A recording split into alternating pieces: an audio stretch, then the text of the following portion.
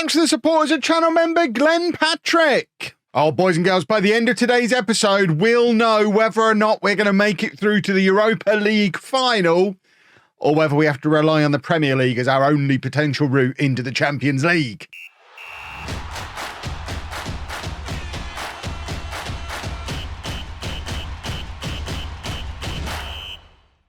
Hello and welcome to Club 2, part 41 of Non-League to Legend. I'm Kevin. Coming up on today's episode, at the very least, we have the Wolfsburg game, the second leg of the Europa League quarterfinal against Wolfsburg. As you can see, we're 3-1 up from the first leg. If we win that, we'll then jump forward and show you the second leg of the semi-final.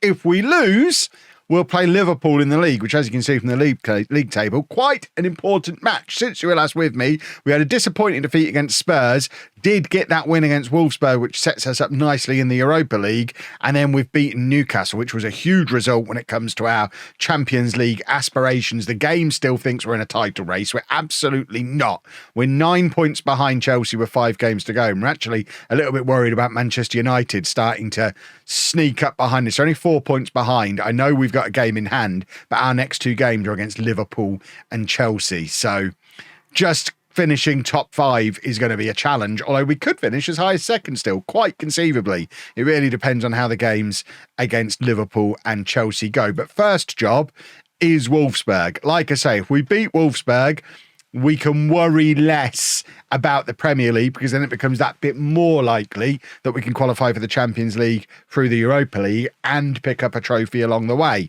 I've said a couple of times now, I think I would definitely take finishing 6th and winning the Europa League. I think that's an incredible season and gets us into the Champions League either way. That being said, if we balls up the Europa League, we really do kind of need to be in that top 4, top 5, get into the Champions League just to keep the club progressing forward, because otherwise the money is just going to run out. As you can see, we're £20 million overdrawn. Our projection doesn't look too clever at all. We are very much banking everything on getting this new stadium sorted ASAP and then being able to fill it whilst getting Champions League money each year. If any of those things don't happen, we are very much teetering on the brink, and I think we're already at the point where if we miss Europe, financial disaster could be incoming. We need to get in the Champions League because of this, because of that. So, yes, please, Champions League qualification. So let's do job 1, and job 1 being get into the semi-final of the Europa League, and this is the 11 for that game. It's Hansen in goal, a back 4 of Van Veen, Suarez, Kubasi and Dubai. Homo and Oscar ahead of them. Amo, Amior, Stanis and O'Donoghue then supporting Saturday, Sunday up front. Oscar still not fully fit. He's not really been fit since his injury earlier in the season. We did rush him back, I mean, faster than we should have done, because he's such a key player. He's the only player in the squad really who can do the role that he does. Alfie Devine is learning it, but I've been threatening that since before Alfie Devine signed, and I suspect it's never really going to be his permanent home, and Stanis has displaced him from his attacking midfield position. So we looked at it last summer. If Alfie Devine gets any kind of decent offers this summer, I think we probably do look to move him on and reinvest the money in some competition for Oscar. I don't want to say an Oscar replacement, but some competition for Oscar, or a backup to Oscar, just someone else who can do that deep lying playmaker or the slightly more attacking version of our double pivot. But we have won the ball back here through O'Donoghue, and there is Oscar playing the ball forward, looking for the runner Sunday, but can't find him. O'Donoghue now to Stanis. Stanis bursts forward, has the shot from range. The goalkeeper deals with it relatively comfortably in the end. I think it probably would have been a better idea to play it into the path of Saturday, Sunday, give him the opportunity to do some shenanigans, but 'twas not to be. Remember, the onus isn't really on us to win this game. We're 3-1 up from the first leg. We'll happily take the draw. We're not set up for a draw because it's not in our DNA. It's not something I'm capable of doing, but we'd definitely take the draw if it was offered to us. The onus has got to be on Wolfsburg to come out and attack, and as they push on more and more as the game goes on, fingers crossed, gaps start to open up at the back that we can then hit on the counter-attack. And with the speed we've got in our front 4 now we don't have any big lumbering slow boys up there. We can counter-attack quickly and decisively, and I enjoy it very much when it's in full flow. O'Donoghue trying to win the ball back again. I mean, he doesn't really succeed at it. He has been sent off recently for doing that in the Premier League. I think it was against Newcastle, actually, that he was sent off for being a little bit too vigorous in his tracking back. He does try hard, bless him, to track back. And that is a worrying development. Just on the stroke of half-time, Wolfsburg have taken the lead. 1-0 up on the night. We're still 3-2 up on aggregate. But obviously, it's all a little bit precarious now, looking ahead into the second half. We're not going to change anything just yet, but we're looking at Oscar, who we know is tired, and looking at the attack to see if there's maybe something we can do to change things up and grab a goal of our own. At some point, we have a difficult decision to make with regard to whether or not we push on and try to attack and grab another goal. I mean, that was probably a bad idea at 1-0, but if Wolfsburg were to score again, I think we probably need to treat it as if we were behind in the tie. But O'Donoghue is in. Oh, that's a huge save from their goalkeeper. O'Donoghue looked odds on to score there, but it's pushed behind for the corner. We're going to take a little short corner here. It's O'Donoghue to Amo Amayor, who plays it back into O'Donoghue again, and he gives the ball away, and it's back with Van Veen, who just kind of aimlessly heads it back into a vaguely dangerous area, which isn't really the best use of the ball in that situation. And now Wolfsburg on the attack again, and we are on the ropes a little here. We're still just ahead, but we're not doing great, are we? We don't look like a team that should be cruising towards the semi-final, because ultimately Wolfsburg, I think I checked before the game, are 11th in the Bundesliga. They are a team that we should definitely be beating if we've got Champions League aspirations. But at the moment, they're playing really well. Although, to be fair, in the first leg, it was very, very tight until they started to tire towards the end of the game, and we grabbed a couple of late-ish goals to put us ahead. Right, now that's a problem, because it's now 2-0 on the night, 3-3 on aggregate. I think we probably need to attack ourselves now, don't we? Wolfsburg have very much done their job that they've set out to do. We're going to go attacking, offer some encouragement. It's a tricky thing knowing how to manage this situation, because as far as the players are concerned, we're drawing, even though we can see we're losing. But if we were to go out and treat them as if we were losing, they'd be confused. One of the many things I've learned in many years of Football Manager, Kabasi nearly causing a huge problem for us there, but we get away with it. And now O'Donoghue looking for that counter-attack, and it's with Debye. Debye skips past his man, and then it's an overhit pass trying to play it in for O'Donoghue, and it's back with their goalkeeper again. We'd really like to do a goal at some point soon, please. Debye has missed out his header there, and it's all Wolfsburg. It has been all them, and this next 20 minutes of play in this match really is going to define our season, I think, because we'd really like to win the Europa League. It's not looking very likely at the moment, is it? And they're just knocking it around us with ease. And my word, we need to wake up. We have not played well at all today. It's time for some changes. Right, Amo Amayor is going to come off for Rutter. O'Donoghue's going to come off for Angelo. Oscar is going to come off for Divine. We're going to continue attacking because nobody wants this to go to extra time or penalties or any kind of nonsense like that. We want to win this in normal time. And I mean, it was at this stage of the game in the first leg that we went and grabbed a couple of goals. So fingers crossed we can do it again in this leg. Sanguinetti's going to come on for Stanis, who's tiring. Nibombe's going to come on for Homo, who's tiring. We've got all of our substitutes on now. Nibombe, of course, is a big boy who will hopefully help us out at set pieces. But can we do something? We've been attacking for like half an hour and now nobody seems to be doing anything. He's complaining nobody's doing it. Wolfsburg have decided to do something, and Kabasi heads it clear to Angelo, and now we've got the chance for a counter-attack. It's Saturday Sunday. Who's got in behind? Rutter now leading the counter-attack. Sanguinetti is through on goal, and Walter Sanguinetti, what a time to score his first ever goal for Burton.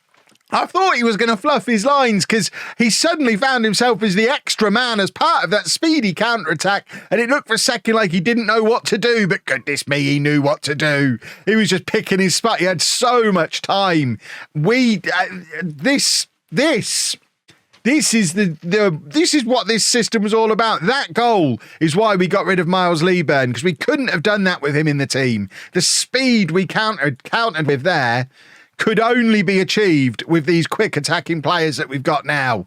It's beautiful. Saturday, Sunday's in now, and he rubber stamps it. We've done exactly what we did in the first leg. We've grabbed a couple of late goals to just punish Wolfsburg. They don't deserve this. They played really well on the night, but Sanguinetti intercepts. It ends up with the defender who's played a terrible ball, and Sunday hits it first time. And that is a very well taken finish. It's now 2-2 on the night, 5-3 on aggregate, and we are into the semi-final, of the Europa League. But goodness me, did we make hard work of that? Oh my word. Right, who have we got in the semi-final? I think it's been drawn, so we should find out immediately. Torino is who we're going to play. So the plan from here is for the second half of the episode to show you the second leg of that tie. So I'm going to play the Liverpool, Chelsea, Torino first leg and Brighton games all off camera. I know there's going to be a lot of you saying, but Kev, we want to see Liverpool and Chelsea. And I do get that. But I also get that we need to keep the pace of the season going. And I think it just strings out the second half of this season a little bit too far if we squeeze an extra episode in.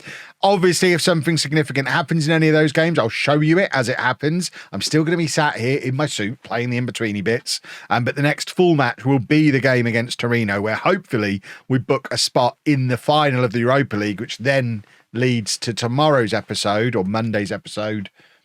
I don't know what day this video is coming out. I'm recording them in advance at the moment. But the episode after this one would then be Wolves and the Europa League final. Obviously, if we lose against Torino, it would mean Forest and Wolves as we try and get ourselves into the Champions League. So lots going on.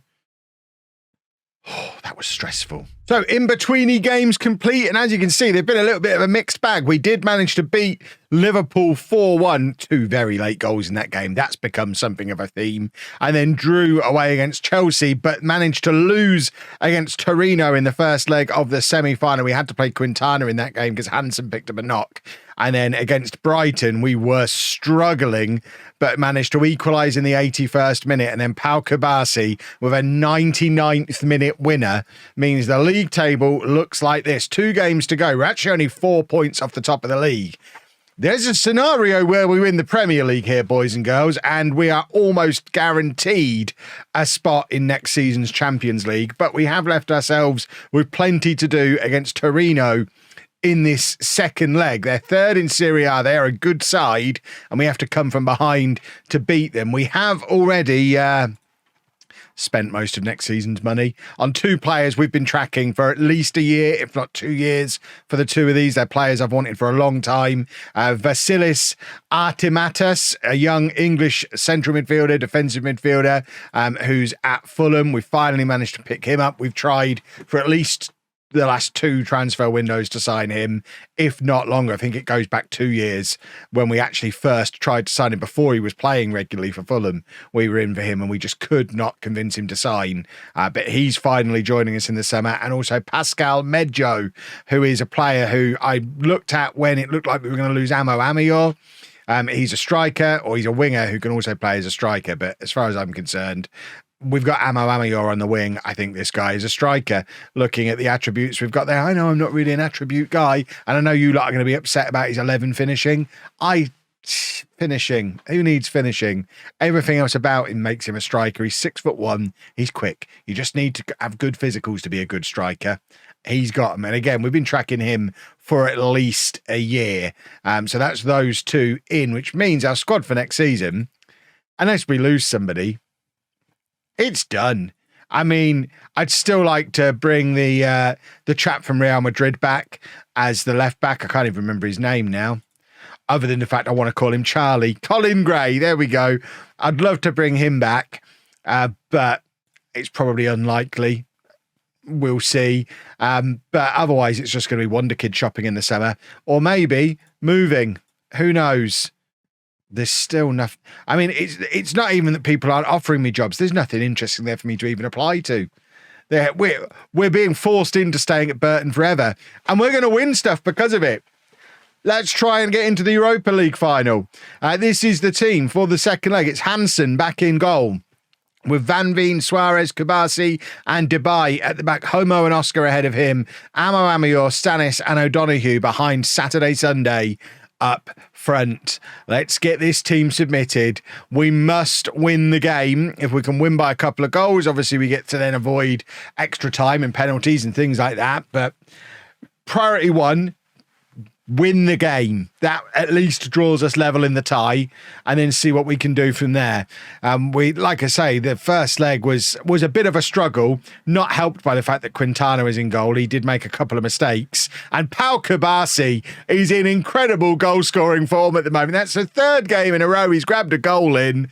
His 10th of the season. He has very much stepped up to take over the Miles Lieburn mantle of being the set piece threat. And he's into double figures for goals now. He's scored twice as many goals as Saturday Sunday has. And we spent £30 million on him to be our striker last summer. It's I can't explain Pau Kubasi's incredible goal return other than the fact he's obviously a mentality monster. As the season has got big and got stressful, he's just stepped up and started to lead us I was going to say lead us from the front. I guess he is. He's scoring goals. That's leading from the front, even if you are a defender. He's our vice captain at the moment with Suarez as captain. The way he's handled this running, I'd be tempted to swap them over, other than the fact that that would probably upset Suarez. But that's 3-3 on aggregate now. Obviously, we're ahead on the night, 3-3 on aggregate. If we can grab another goal, puts us ahead in the tie, and we can start to make dreams, start to make plans about a European final. That's a huge deflection to take. That's harsh, the way that's gone in. 1-1, we're back behind in the tie. Maybe we can't make those plans just yet.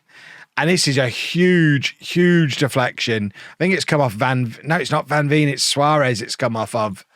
And the campaign for Kubasi to be captain picks up pace even further.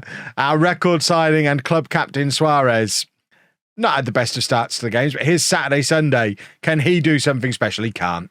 He doesn't quite have that in his locker just yet. I'd like to think the fact there's another guy coming in who can play his position should spark him into life a little bit. I suspect we've just signed yet another winger who can play up front, because that's all we've got at the club. That's all we sign. But Stanis, 22 for the season now. And what a goal that one was. It looks like if we're going to make it to this final, we're going to do it in an exciting, fun way. We already broke the record in the Europa League for goals scored by a team in a season. We broke that by the quarterfinal. We've got goals in us, that's for sure. For a team where I'm constantly complaining about our lack of firepower, we might not have one guy who's getting 30 goals this season, but goodness me, are we sharing the goals around everybody else? And Stanis has very much picked up his share. I think between Stanis and Amo Amayor, they've got 40 goals. So I don't think we're missing Lieburn's goals as much as maybe I'm making out. I guess it's good to not rely on one guy.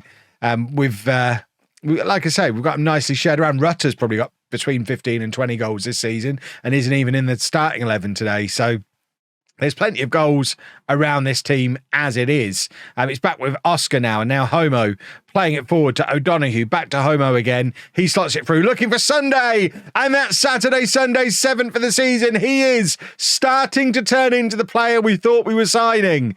He is starting to score goals. He's getting a little run in the team.